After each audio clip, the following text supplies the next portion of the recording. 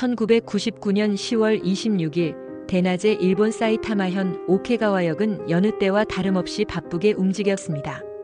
수많은 사람들이 오가던 그 역의 앞에서 한 젊은 여대생이 갑작스럽게 쓰러졌습니다. 그녀의 이름은 이노 시오리, 21살의 꽃다운 나이였습니다. 평범한 대학생이었던 시오리는 친구들과의 약속을 마치고 집으로 향하던 길이었습니다. 하지만 그날 이후 그녀의 이름은 단순한 개인의 비극을 넘어 일본 전역을 뒤흔드는 사회적 상징이 되었습니다. 그녀의 죽음은 단순한 살인 사건으로 치부될 수 없었습니다. 그것은 경찰의 총체적인 무능과 안일함, 선정적이고 무책임한 언론의 왜곡 보도, 그리고 개인의 고통에 무관심했던 사회의 냉담함이 복합적으로 작용하여 한 사람의 생명을 3번이나 앗아간 충격적인 사건이었습니다. 시오리는 특별한 인물이 아니었습니다. 그녀는 여느 21살 또래처럼 밝고 명랑했습니다. 친구들과 어울리기를 좋아했고 가족에게는 늘 사랑스러운 딸이자 누이였습니다. 학업에 열중하며 미래를 꿈꾸던 그녀의 일상은 평범하고 행복해 보였습니다. 하지만 어느 날 우연히 한 남자를 만나게 되면서 그녀의 모든 일상은 뿌리째 흔들리기 시작했습니다.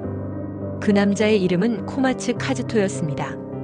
그는 자신을 외제차 딜러라고 소개하며 접근했고 실제 나이보다 훨씬 젊다고 속였으며 자신의 진짜 신분과 배경을 철저히 숨긴 채 시오리에게 호감을 표시했습니다. 처음에는 친절하고 매너 좋은 남자로 비쳤기에 시오리도 경계심 없이 그를 대했습니다. 하지만 그의 가면은 오래가지 않았습니다. 머지않아 그의 진짜 얼굴, 즉 집착과 통제에 사로잡힌 본성이 드러나기 시작했습니다. 그는 시오리에게 값비싼 선물들을 강요하듯 보냈고 시오리가 부담스러워하며 이를 거절할 때마다 극심한 분노를 표출했습니다. 받은 만큼 갚아야 할 것 아니냐? 유흥업소에서라도 일해서라도 갚아라. 그의 협박은 점차 노골적이고 잔인해졌습니다. 시오리는 극심한 두려움을 느꼈지만 그의 부당한 요구를 단호히 거절했습니다. 그러자 코마츠의 태도는 더욱 험악해졌고 협박은 곧 물리적인 폭력으로 이어졌습니다. 그녀의 휴대전화로는 하루에도 수십 통의 부재중 전화가 찍혔고 전화를 받지 않으면 내 가족을 죽여버리겠다는 섬뜩한 메시지가 쉴 새 없이 쏟아졌습니다. 시오리는 점차 코마츠 카즈토라는 그림자에 갇혀 심각한 공포와 불안 속에서 살아가야 했습니다. 그녀는 더 이상 혼자 감당할 수 없음을 깨닫고 마지막 희망으로 경찰에 도움을 요청했습니다. 그녀는 절박하게 호소했습니다. 저 남자가 저를 죽일 것 같아요. 제발 도와주세요. 하지만 그녀에게 돌아온 것은 경찰의 냉담하고 무책임한 답변이었습니다. 남녀 문제는 경찰이 개입할 수 없습니다. 이 말은 단순한 거절이 아니었습니다. 그것은 그녀가 살기 위해 보낸 마지막 구조 신호를 무시하고 그녀의 죽음을 사실상 방관하겠다는 무서운 선고문이나 다름없었습니다. 경찰의 방관은 코마츠 카즈토의 관기를 더욱 부추겼습니다. 그는 흥신소를 고용하여 시오리의 개인 정보와 가족 정보를 불법적으로 입수했습니다. 시오리의 집 주변에는 그녀의 얼굴 사진과 이름, 그리고 풍속점에서 일하는 여자라는 내용의 악의적인 거짓 정보가 담긴 전단이 무차별적으로 뿌려졌습니다. 심지어 그녀의 아버지 직장에도 모욕적인 전단이 배달되어 가족 전체가 심각한 명예훼손과 고통에 시달려야 했습니다. 딸을 지키기 위해 시오리의 아버지는 수차례 경찰서를 찾아가 코마츠 카즈토를 고소하려 했습니다. 그러나 담당 경찰은 고소장을 접수하기는커녕 내용도 제대로 확인하지 않고 마음대로 수정하거나 아예 폐기해버리는 만행을 저질렀습니다. 심지어 좋은 종이에 인쇄했네요.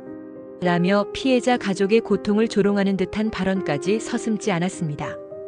경찰의 비협조적인 태도와 가해자의 끊임없는 괴롭힘 속에서 이노 시오리는 결국 자신의 죽음을 예감하게 되었습니다. 그녀는 가장 친한 친구에게 이렇게 말했습니다. 나는 곧 죽을지도 몰라. 내가 만약 죽는다면 그 범인은 코마츠 카즈토야. 이 섬뜩한 예감은 불행히도 현실이 되었습니다. 그녀의 말은 슬프게도 정확한 예언이었습니다. 1999년 10월 26일 오후 12시 5분. 시오리는 평소처럼 대학 수업을 마치고 오케가와역 앞에 도착했습니다.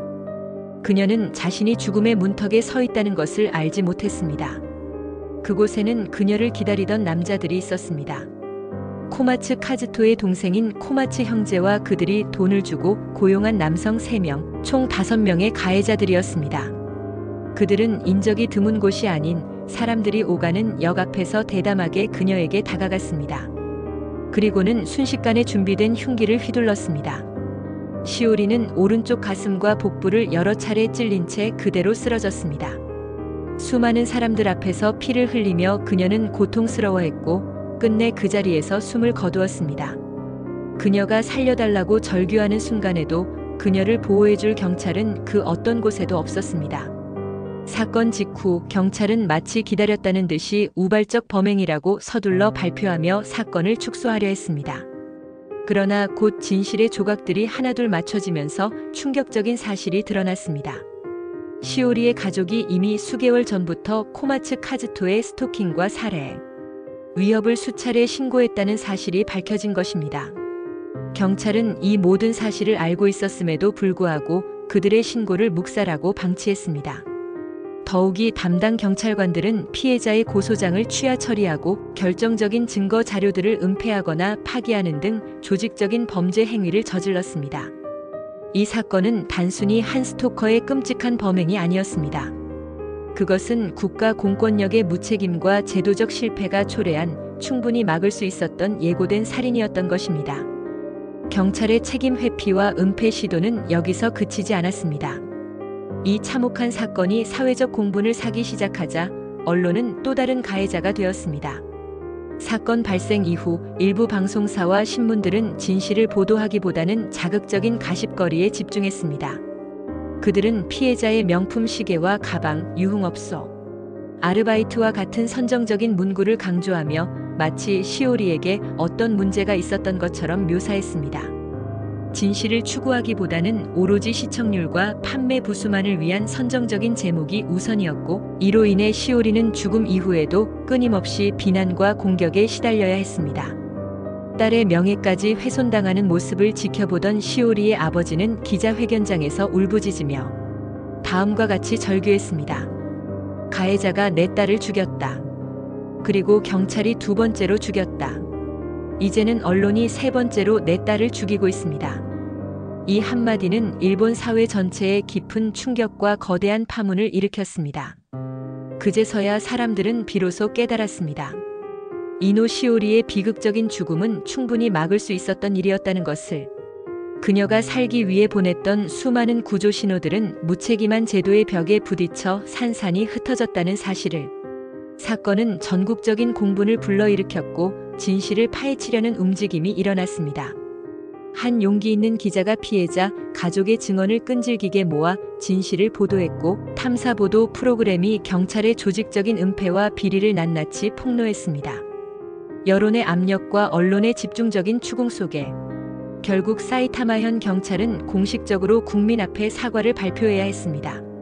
사건 관련자인 아게오서의 경찰관 3명은 면직 처분을 받았고 총경은 징계 처분을 면할 수 없었습니다. 이 사건은 비로소 일본 사회에 큰 변화의 바람을 가져왔습니다. 그해 말 수많은 시민들의 목소리와 국회의 노력으로 일본 최초의 스토커 규제법이 제정되는 결정적인 계기가 되었습니다. 시민들은 한 목소리로 외쳤습니다. 이노 시오리의 죽음을 헛되이 하지 말자. 다시는 이런 비극이 반복되어서는 안 된다. 하지만 법이 만들어졌다고 해서 모든 문제가 해결되고 끝난 것은 아니었습니다. 이노 시오리를 구하지 못했던 사회의 무관심과 편견은 여전히 우리 사회 속에 깊이 남아 있었습니다. 법 제정 이후에도 일부 사람들은 그녀에게도 잘못이 있었다, 피해자에게도 원인이 있다는 식의 비난을 멈추지 않았습니다. 언론 또한 이러한 무책임한 발언들을 다시 확대 재생산하며 시오리의 명예를 계속해서 훼손했습니다. 그녀는 죽어서조차도 자신의 죽음을 변명해야 하는 억울한 상황에 놓였습니다. 그녀가 원했던 것은 단 하나, 지극히 평범하고 안전한 일상이었습니다.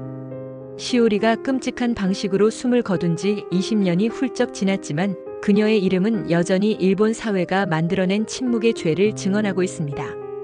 경찰은 여전히 스토킹 범죄의 예방은 어렵다고 말하며 책임 회피성 발언을 하기도 하고 일부 언론은 여전히 자극적인 헤드라인과 선정적인 내용만을 쫓고 있습니다. 하지만 이노 시오리라는 한 사람의 절규와 희생은 분명 이 세상을 바꾸었습니다. 그녀의 비극적인 죽음은 일본의 법을 변화시켰고 더 나아가 수많은 스토킹 피해 여성들에게 자신의 목소리를 낼 용기와 연대의 힘을 주었습니다. 이노 시오리는 끝내 생전에 자신을 괴롭히던 가해자로부터 구원받지 못했지만 그녀의 고통스러운 외침은 강력한 법이 되어 우리 사회에 깊이 새겨졌습니다. 누군가 나를 지켜줬다면. 그녀의 마지막 바람이자 절규는 지금도 우리에게 깊은 질문을 던집니다. 무심하고 무관심한 사회 속에서 누가 그녀의 손을 잡아줄 수 있었을까요? 그리고 지금 이 순간에도 혹시 또 다른 이노 시오리가 우리 곁 어딘가에서 절규하며 도움의 손길을 기다리고 있지는 않은가요?